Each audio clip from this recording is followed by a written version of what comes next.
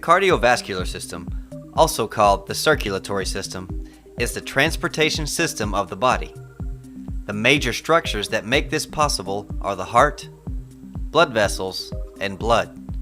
Simply put, the heart pumps the blood in order to move nutrients through the blood vessels to nourish and remove the metabolic wastes from the body. The purpose of this video is to present a basic understanding of the cardiovascular system. A more in-depth study of the system will be presented in other CTE videos where we will look into each specific part and function of this system. The heart has two major circuits within the circulatory pathway which work together in a closed circulatory system.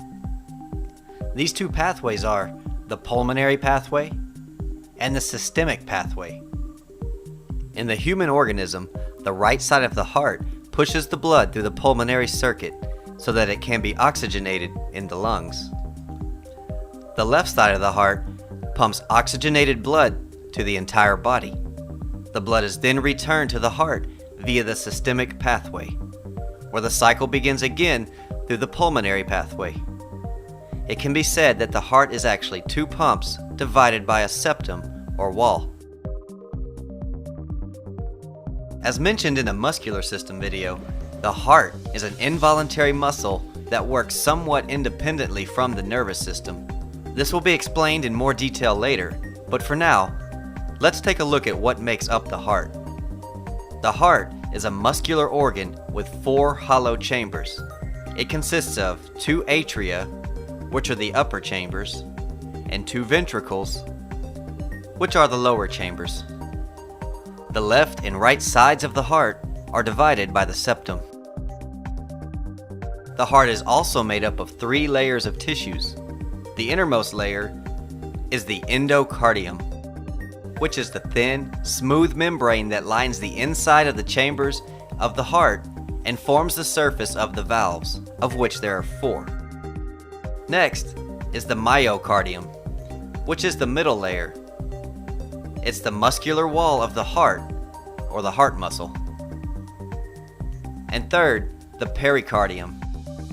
This is a tough, double-layered, fibrous sac which covers the heart. The word vessel has many meanings, but in anatomy and physiology, blood vessels are meant for carrying blood throughout the body. The blood vessels are similar to a two-way highway system. One lane, or direction, is known as the arteries, and the other is called the veins. Starting in the heart, the blood flows to the body through arterial blood vessels. The largest of these arteries is known as the aorta. These arteries provide the pathway for blood to travel to the body from the heart. Arteries are then further divided into arterioles and arterial capillaries. Arterioles are smaller blood vessels that branch out from larger arteries and lead to the arterial capillaries, which are the smallest blood vessels in the body. The arterial capillaries are connected to the venous capillaries. The arterial side of the capillaries is dropping off oxygen and nutrients to the body's cells. The venous side of the capillaries is picking up metabolic waste from the body's cells. Together they form a network where arteries and veins connect, completing the closed circulatory circuit. The blood flow from the venous capillaries will flow back from the body to the heart through the venous blood vessels. Similar to the arteries, only in reverse, the blood flows from the venous capillaries into a system of veins called the venules.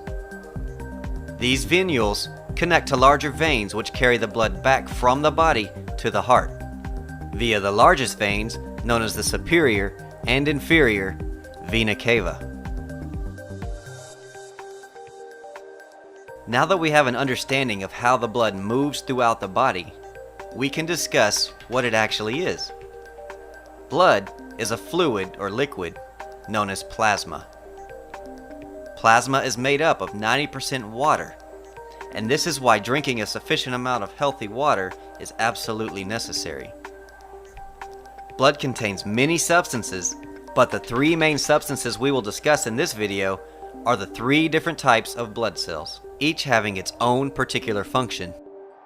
The first type of blood cell is called erythrocytes. These are known as the red blood cells.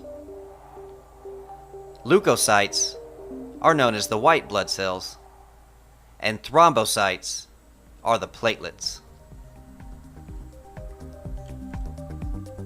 Now the heart works alone, in that it has its own electrical system designed to work on its own, independent from the nervous system.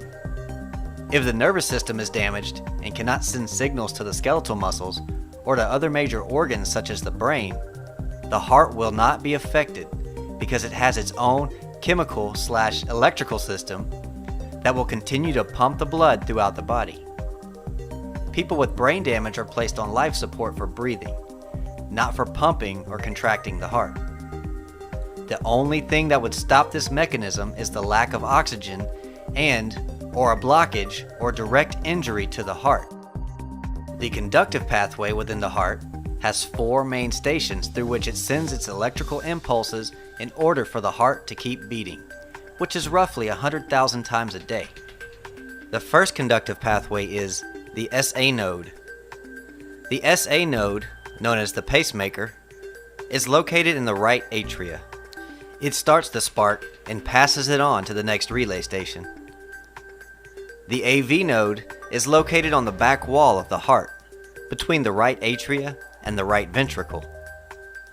The spark is then passed into the next relay station, the bundle of His, located in the heart's septum, and lastly to the Purkinje fibers, which spread the electrical charge throughout the myocardium, which is the cardiac muscle, and causes the heart to contract, atrius first and then the ventricles.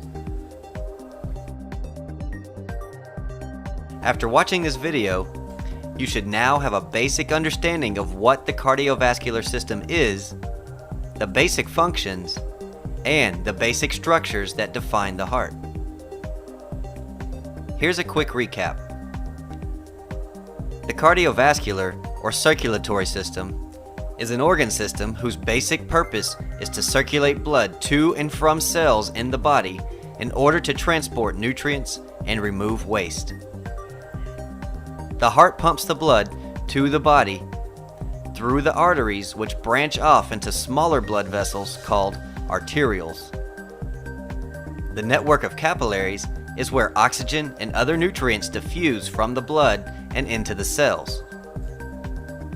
As oxygen and nutrients are diffused into the cells from the arterial capillaries, metabolic waste is diffused into the venous capillaries from the cells.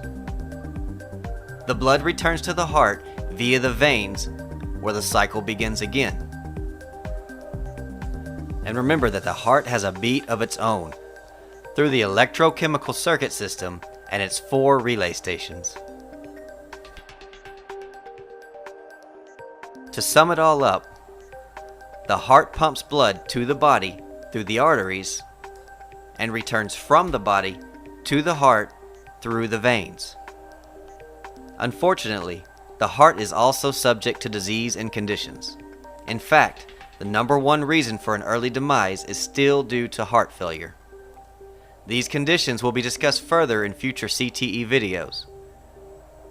Thanks for watching, and look for more CTE videos where we will explore deeper into the cardiovascular system.